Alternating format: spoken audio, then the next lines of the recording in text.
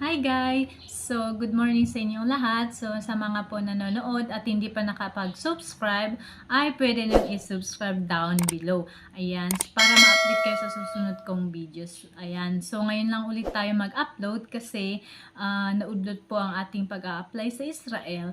Kaya nag-apply na po tayo sa ibang agency papuntang ibang bansa. Okay, so meron po tayong good news kasi nakahanap po tayo ng legit na agency ng caretaker sa Taiwan. Sa may mga gusto mag-apply ng caretaker ng Taiwan, ay mag-comment down below kayo para doon ko sagutin ang inyong tanong at doon ko ilagay ang link ng agency natin.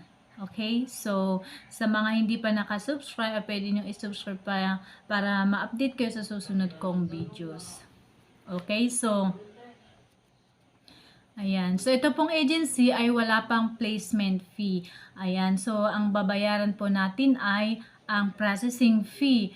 Ayan. So, kung ire-request ng agency nyo na mag-training kayo about sa Mandarin, yan yung salita ng Taiwan, kailangan natin mag-aral ng salita ng Taiwan na Mandarin para kahit papaano ay maintindihan natin ang salita nila, lalong-lalo na ang ating aalagaan na matanda. Okay, so basic lang naman, mag-training tayo 2 to 3 weeks at ilang days na yun. Okay, so 20 days.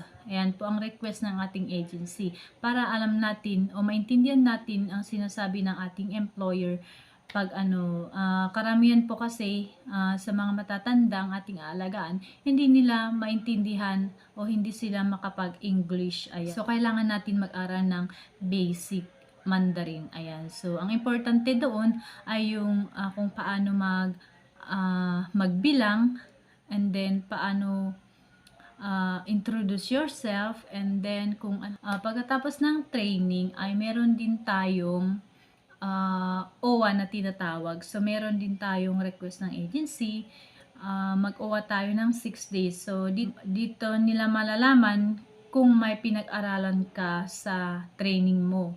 Ayan, so kailangan natin ipakita para mapasa tayo doon kasi may bumagsak doon yung iba na hindi alam mag-intro ng pangalan. Dapat yun yung importante na alam mo kung paano mo i-intro ang pangalan mo at kung paano magbilang ng number. Yan yung pinaka-importante para alam natin kung paano tayo magbilang ng ating pera doon.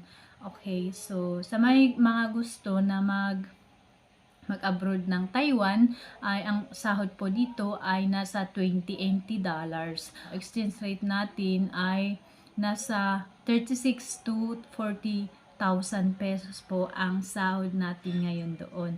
Okay? Sa mga hindi pa naka-subscribe dyan, pwede nyo i-subscribe para ma-update kayo sa susunod kong videos. Ayan. So, next videos natin ay kung paano tayo mag-apply at kung ano ang mga requirements natin sa pag-a-apply sa agency. Ayan po ang next videos natin, guys. So, subscribe natin para ma-update tayo sa susunod kong videos. Ayan lang po, guys. Thank you guys sa panonood.